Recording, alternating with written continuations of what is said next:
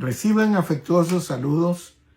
Estamos grabando desde la ciudad de Chino, California, y queremos dar gracias a Dios una vez más por su amor y misericordia al permitirnos estar unidos a través de este medio y sobre todo al abrigo de la bendita y palabra eterna del Señor. Vamos a pedirle al Señor que nos bendiga una vez más en esta oportunidad, como siempre lo hace. Vamos a orar.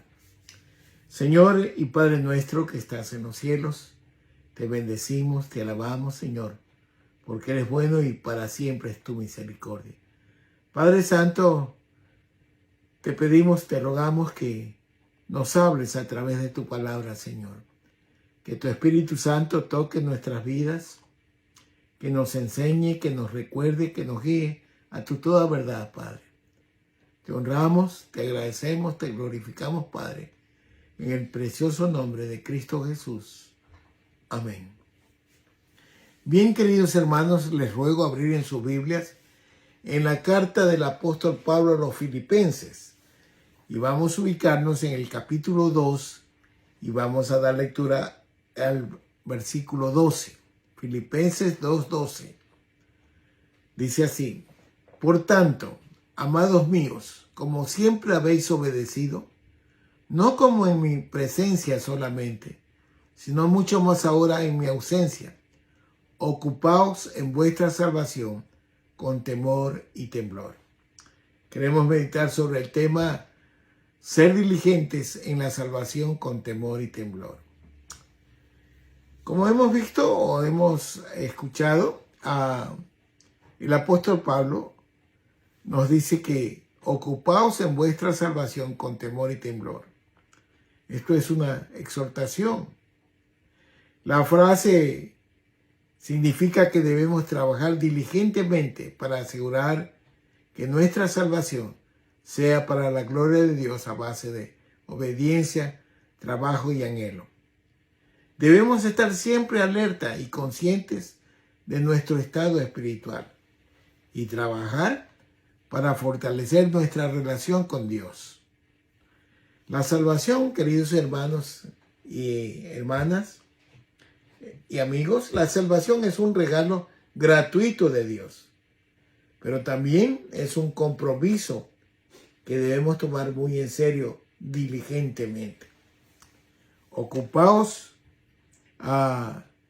de vuestra salvación con temor y temblor. Esto no implica, hermanos, tenerle miedo a Dios, o no implica tener terror o pavor, sino más bien un profundo sentido de reverencia y dependencia de Dios. Ocuparse de nuestra salvación con temor y temblor significa abordar, examinar nuestro crecimiento espiritual con un profundo respeto y deseo de santidad. El poder y la autoridad de Dios debe ser lo que rigen nuestro meditar. Nos recuerda que nuestra relación con Él no debe tomarse a la ligera y que debemos buscar continuamente, hermanos, su guía, su sabiduría mientras caminamos en los desafíos de nuestra cotidiana vida. Ahora, ¿cómo podemos ser diligentes? Bueno, en primer lugar, hermanos, debemos saber emplear bien el tiempo. Este tiempo.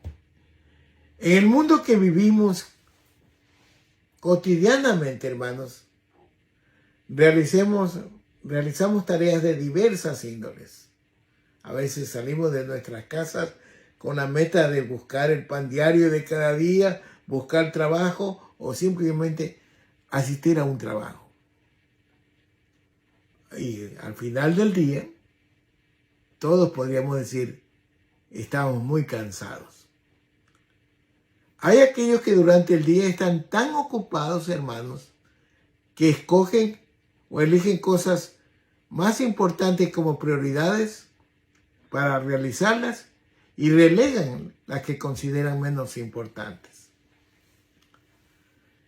Sin embargo, aquellos que siempre están ocupados tratando de ganarle al tiempo, se olvidan de aquel que es sustentador del tiempo y de la misma vida misma, nuestro maravilloso y misericordioso Dios.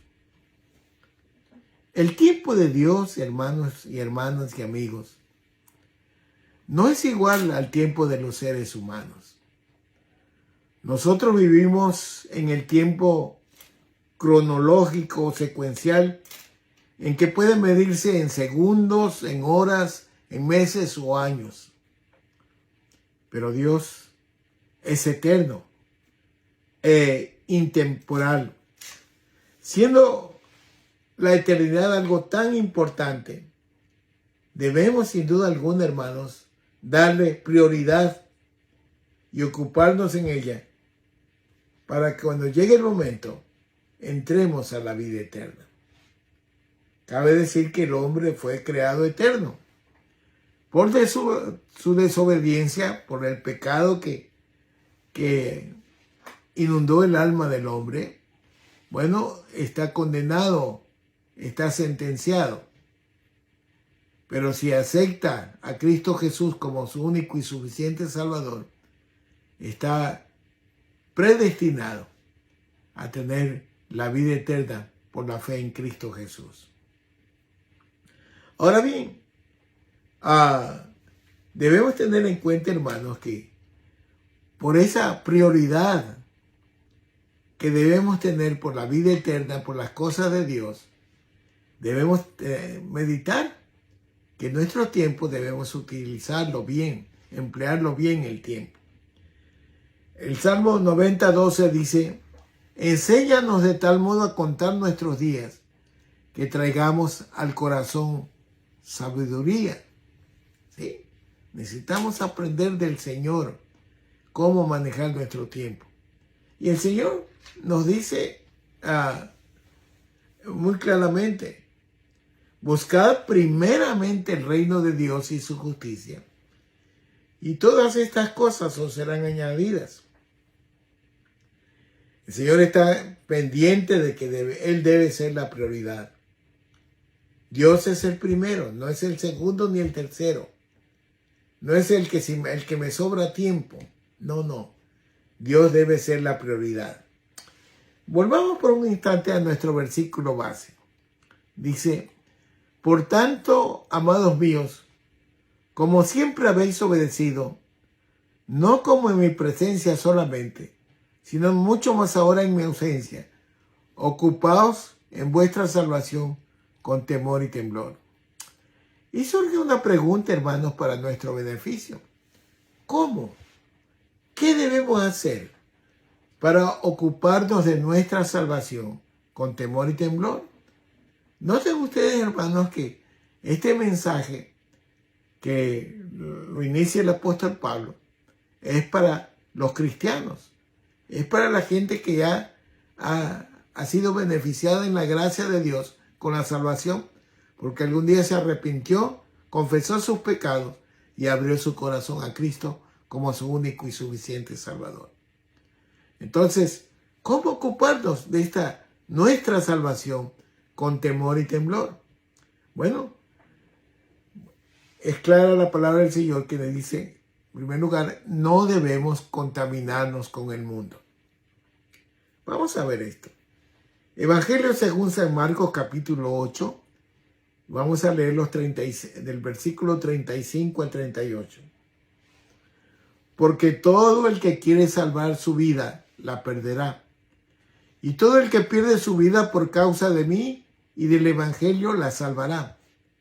Porque, ¿qué aprovechará el hombre si ganare todo el mundo y perdiere su alma?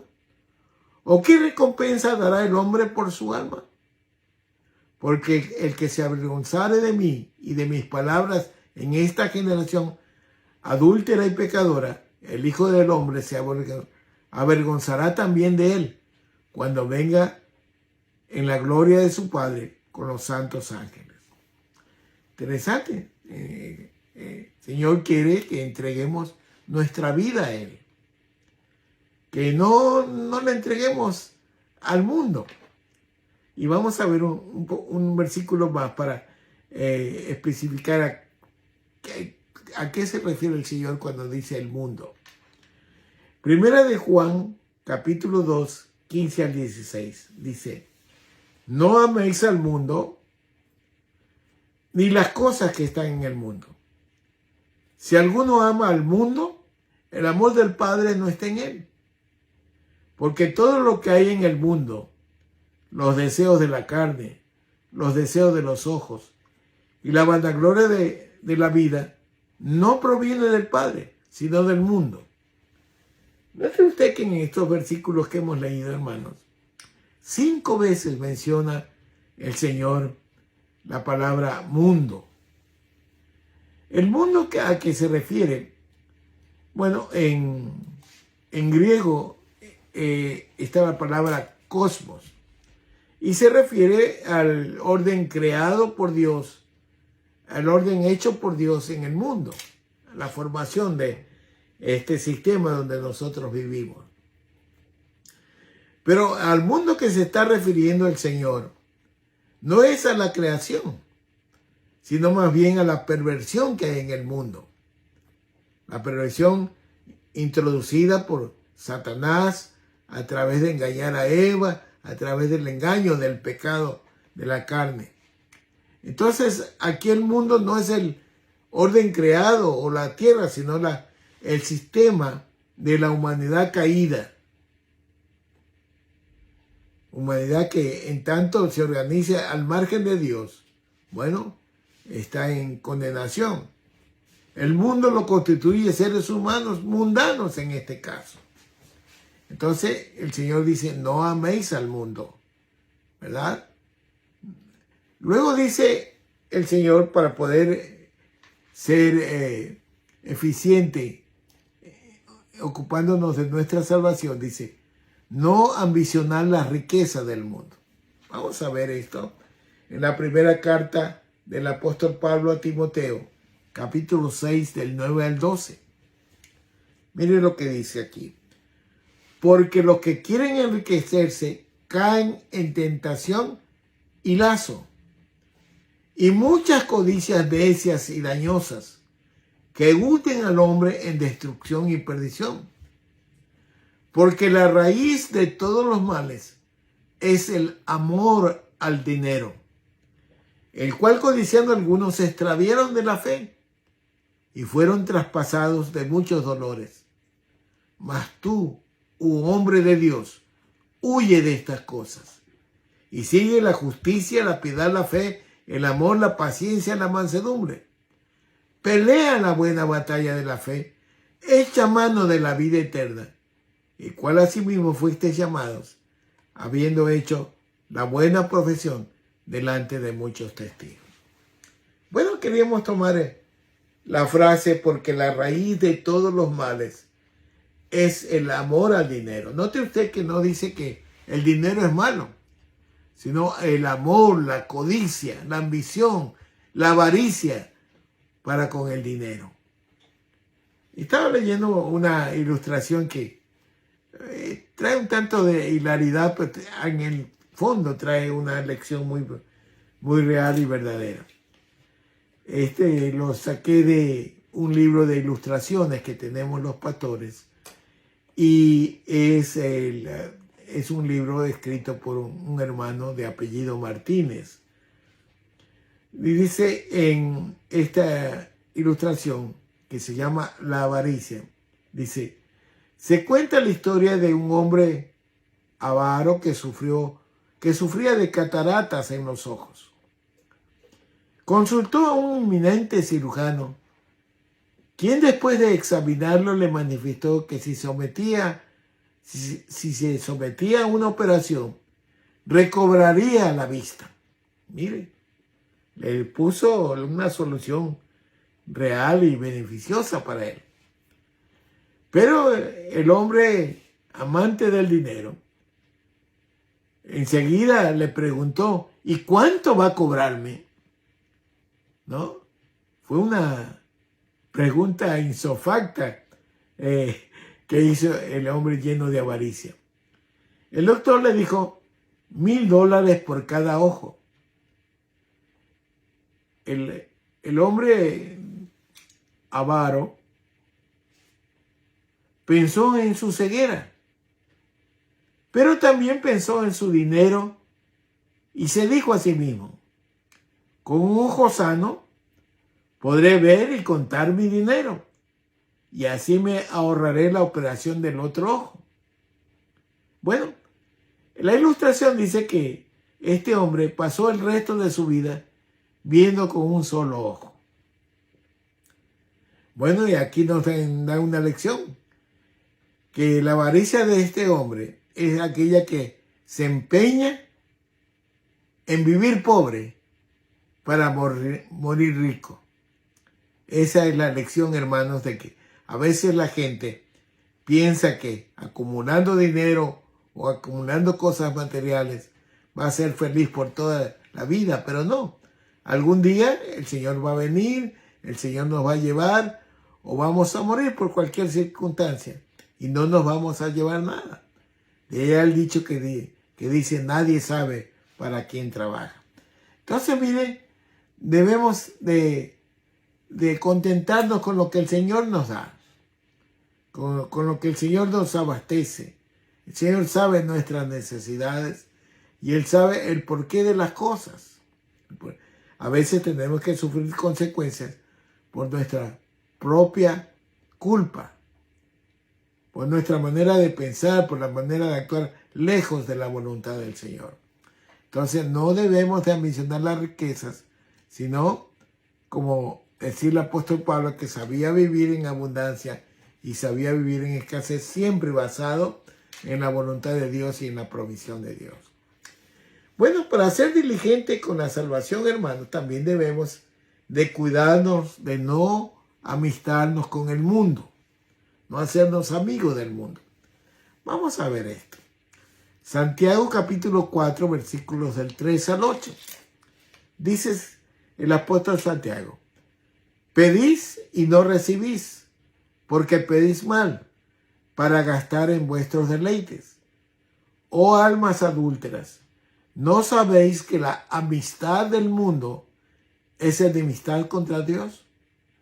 Cualquiera pues que quiera ser amigo del mundo se constituye enemigo de Dios.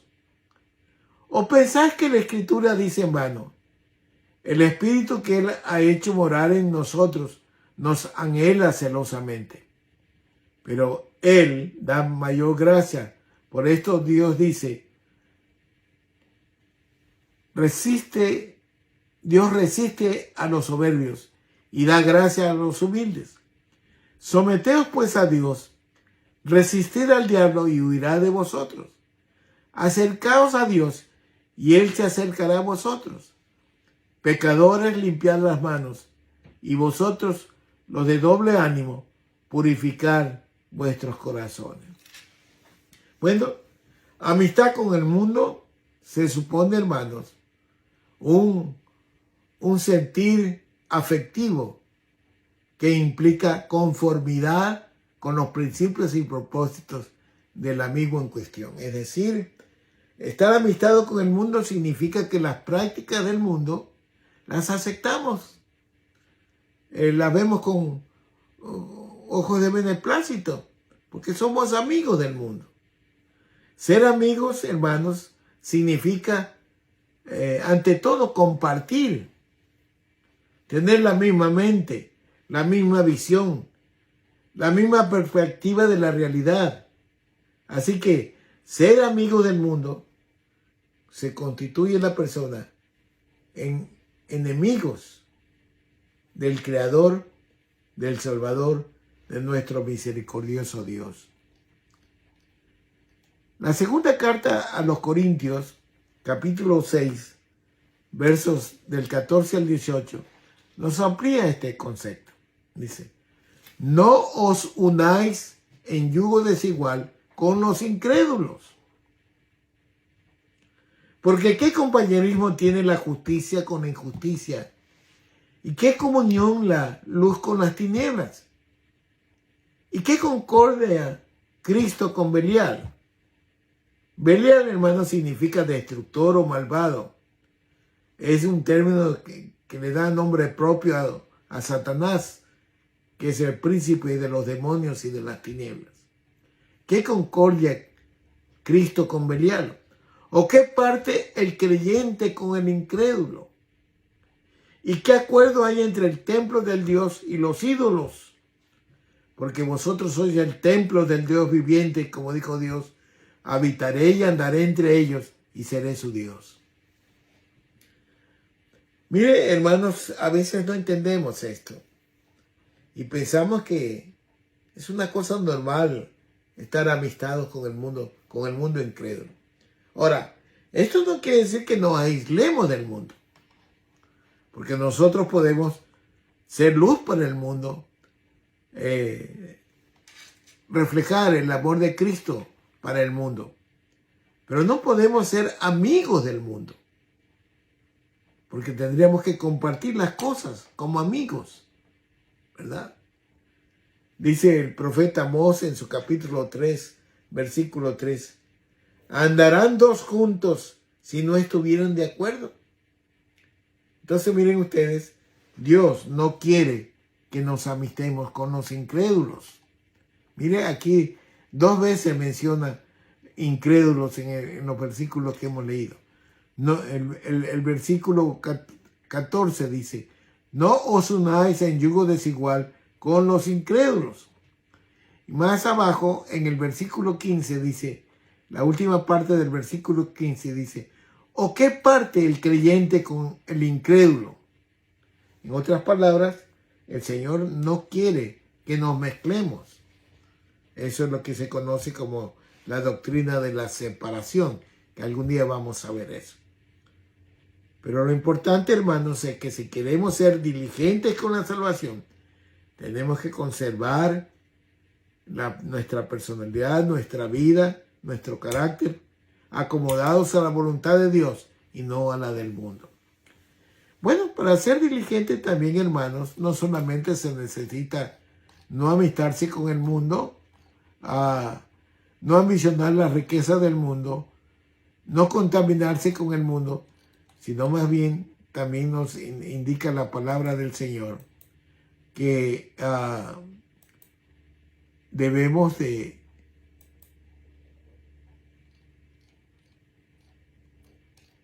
ser ejemplo para el mundo. Ser ejemplo. Ahora, nosotros debemos ser ejemplo no solamente en ciertos lugares nomás. Hay gente que le gusta que nos miren como cristianos en la iglesia, por ejemplo. O en la iglesia hay una santidad desde que entran por la puerta, hermano. ¿Cómo está, hermano? Señor te bendiga, mi hermano. Voy a orar por ti, hermano. Aleluya. Pero cuando estamos afuera, no tenemos esa misma actitud. Entonces debemos ser ejemplo no solo para la iglesia, sino para la familia y para el mundo mismo, hermanos. Vamos a ver, ser ejemplo para la iglesia. Vamos a ver la primera carta a Timoteo, capítulo 3, versículos del 8 al 10. Dice, los diáconos asimismo deben ser honestos, sin doblez, no dados a mucho vino, no codiciosos de ganancias deshonestas, que guarden el misterio de la fe con limpia conciencia. Y estos también sean sometidos a prueba primero, y entonces ejerzan el diaconado si son irreprensibles. Porque los que ejerzan bien el diaconado ganan para sí un grado honroso y mucha confianza en la fe que es en Cristo Jesús. Esto te escribo, dice Pablo a Timoteo, aunque tengo la esperanza de ir pronto a verte, para que si tardo sepas cómo debes conducirte en la casa de Dios, que es la iglesia del Dios viviente, columna y baluarte de la verdad. Mire, el cristiano, hermanos, y de manera especial el líder, como era Timoteo, debe saber comportarse con honestidad, sin dobles ánimos, ¿verdad? De que piensa una cosa y hace otra cosa. con fe, una fe limpia y su conciencia también limpia, ¿no? Y deben ser examinados, analizados para que puedan dirigir, ser líderes de la iglesia. Ahora, la base de todo esto es que uno debe saberse conducir en la casa de Dios, porque es la iglesia del Dios viviente. No es la iglesia del pastor, no es de la iglesia de la familia que lo fundó, no es la iglesia de la junta directiva. Es la iglesia de Dios, la casa de Dios. Y esa es una columna y baluarte de la verdad. Y mire, tenemos que revisar un poquito, hermanos, ahí, cuál es la actitud de los cristianos en las iglesias de ahora. A veces entran en una forma poco aceptable, a veces entran mascando chicle, entran en short, entran en camisetas, entran riéndose, entran bromeando, no ponen atención al servicio, se ponen a ver los teléfonos, etcétera. Y eso no es ser buen ejemplo. Eso no es ser decente delante de la presencia de Dios. El Señor quiere que guardemos la reverencia hacia Él. Debemos ser respetuosos en la casa del Señor. Bueno, también debemos ser ejemplos para la familia. A veces nosotros nos encontramos con familiares inconversos que son murallas de piedra que no quieren entender. Pero debemos de acordarnos que el pueblo de Israel tumbó las murallas de Jericó con el poder de Dios, con la fe en Dios. Por eso, para ser ejemplo para la familia, hermanos, debemos de transmitir nuestra fe. Y esto no es simplemente hablar de las Escrituras, es vivir de acuerdo a las Escrituras y enseñar con el ejemplo. Es vital que los jóvenes, los niños, vean cómo se vive una relación real y sincera con Dios. A través de nuestras acciones diarias, nuestras conversaciones, a través de los momentos compartidos, podemos asegurarnos de que nuestra familia entienda y adopten una fe viva y auténtica. Porque nuestras acciones, queridos hermanos, reflejan nuestra fe. Miremos la primera carta del apóstol Juan, capítulo 3, versículo 18. Dice: hijitos míos, no amemos de palabra ni de lengua, sino de hecho y en verdad.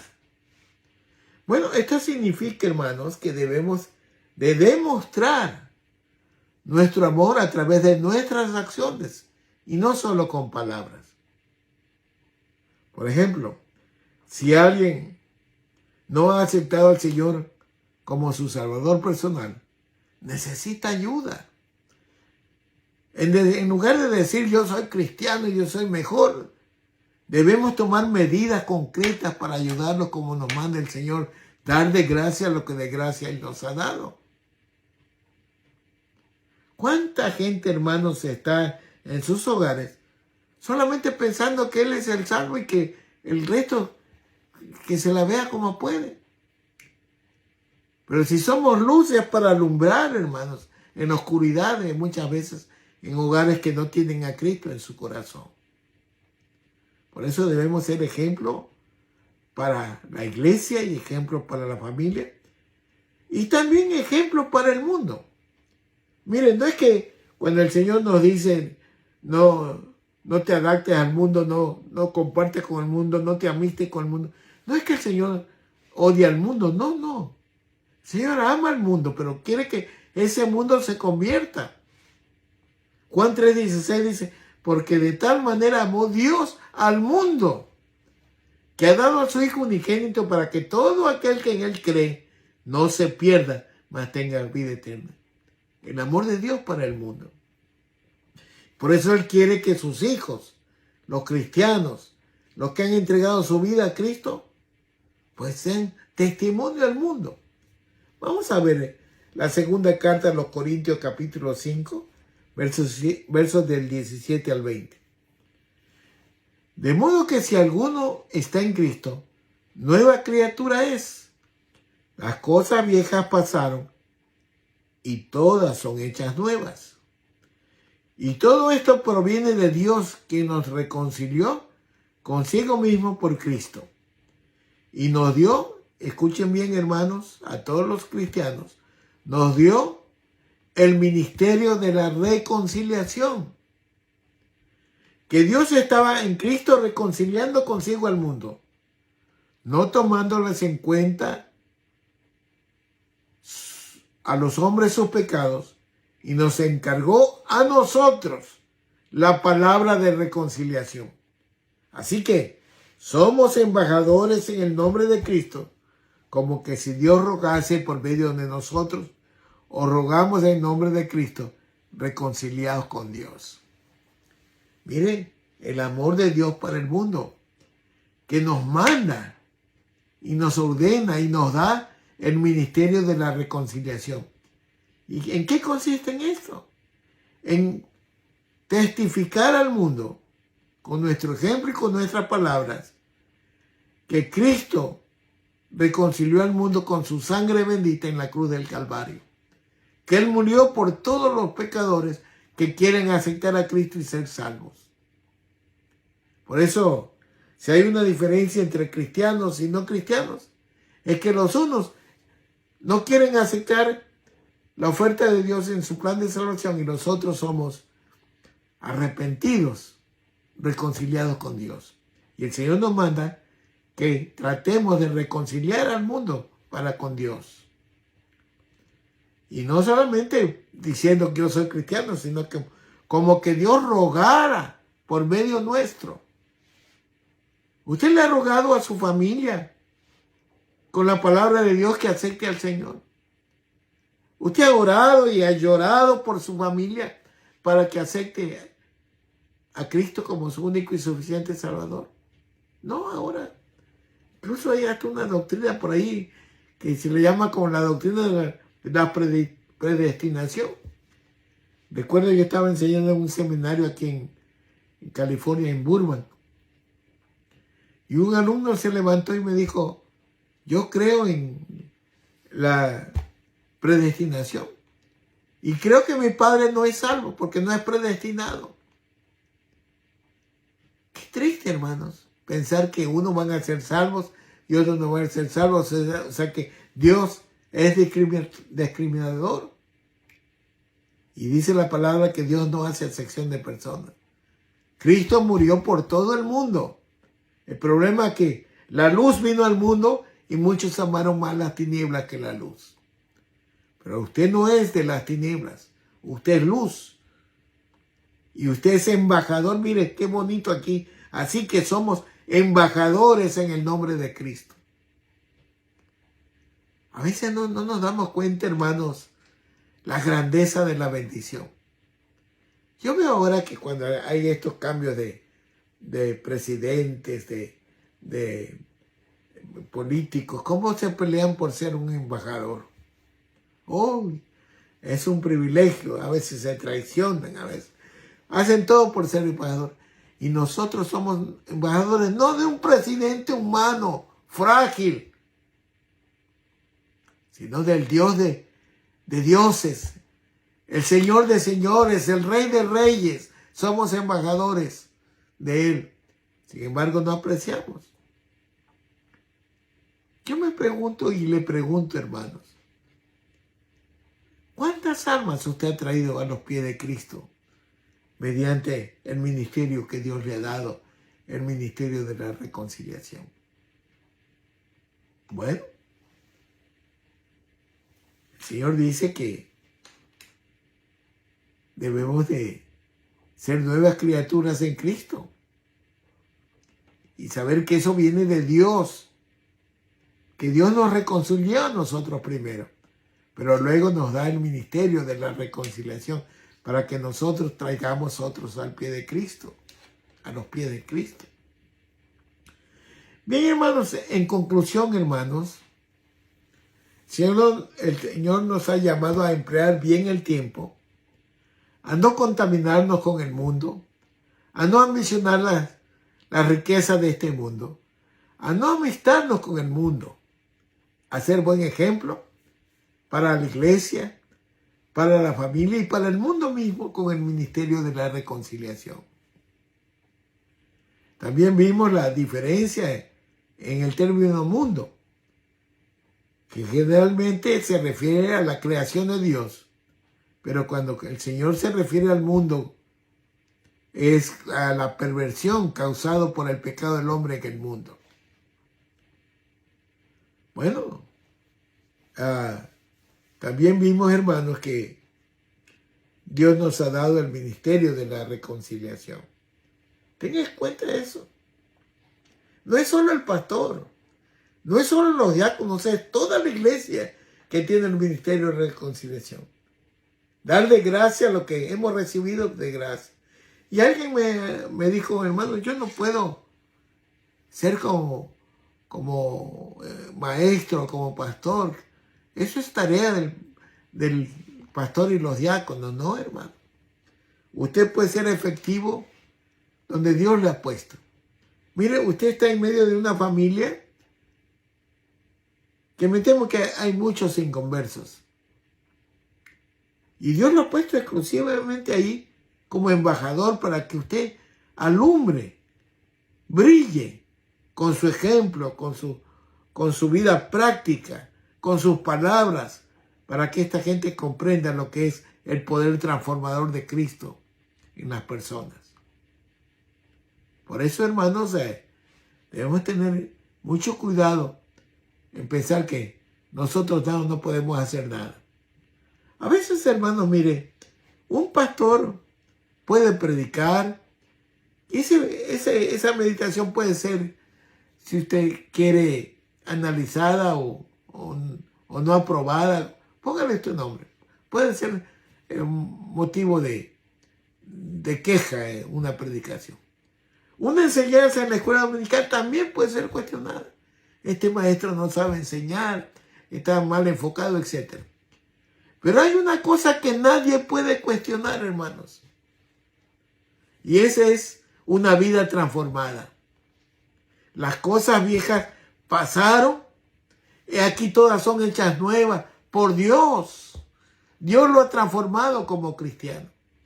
Y si usted es un cristiano auténtico, hermano, usted va a ser un reflejo de la gloria transformadora de Dios para su familia, para la iglesia y para el mundo. Por eso, hermanos, el Señor nos dice a través del apóstol Pablo, ocupaos de nuestra salvación con temor y temblor. Es crucial, hermanos, que tengamos presente que esta exhortación que nos da el apóstol Pablo no es para ganarnos nuestra salvación, no. Nuestra salvación ya la tenemos cuando aceptamos a Cristo por la fe. Esta exhortación más bien le dice a usted, querido hermano, a usted, querida hermana, que cultive una relación más profunda y transformadora con nuestro Señor Jesucristo. Que usted acepte este llamado a la acción. Que usted experimente la plenitud de la voluntad de Dios en su vida. Que el amor, la gracia, el poder de Dios transformador en nuestras vidas sea un reflejo en usted como un discípulo fiel de nuestro Señor Jesucristo para honra y gloria de nuestro Padre Celestial. Que usted sea, hermano, alguien que se ocupe de su salvación con temor y temblor, siendo diligente para honra y gloria de Dios. Que así sea, hermano, hermana. Que así sea, en el nombre del Señor. Vamos a orar. Señor y Padre nuestro que estás en los cielos, te damos gracias, Padre, por tu amor y misericordia, Señor, por tu palabra que nos habla, que penetra, que profundiza en lo más hondo de nuestro ser, Señor. Te damos gracias porque tu Espíritu Santo está pendiente de nuestro accionar. Y hemos visto, Padre, que tú quieres, Señor, que seamos diligentes, cuidando nuestra salvación con temor y temblor. Bendícenos, Señor, en esta hora. Que tu palabra sea una realidad en nuestras vidas. Que podamos ser ejemplo para la iglesia, para la familia y para el mundo. Que podamos mantenernos como tú quieres que caminemos, Señor.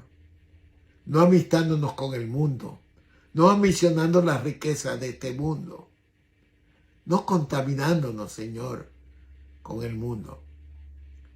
Padre, bendícenos, fortalécenos y sobre todas las cosas, Padre amado, ayúdanos a obedecerte, seguirte, amarte, agradecerte,